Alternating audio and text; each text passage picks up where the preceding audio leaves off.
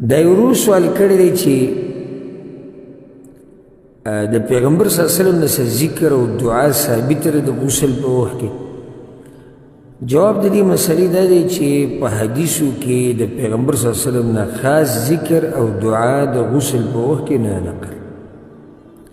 لکه څنګه چې د چاردام سره د په اوله کې او په آخره کې داسې د غسل سره نشته، الا دا چې بعضو فقهاو جمهور الفقهاو دا خبر مستحب ګرځولې ده، وی کله چې ته غسل کې په اوله کې بسم الله ووایه، ځکه چې اوس د غسل په اوله کې کامل غسل طریقه سره په اوله کې به څه کې اوله کې به چاردام کې او د چاردام نه مخکې بسم الله ویل پکار دي، صرف دقه ثابت دي. اگر کم دی دپاره خاص دلیل نشته دی غسل دپاره، خو دا دوی چاردام کې ثابت دي، وي دلته هم دي. نور د دې نه علاوه یو ذکر او یو دعا د پیغمبر صلی الله علیه وسلم نه خاص د غسل دپاره نه ده ثابته.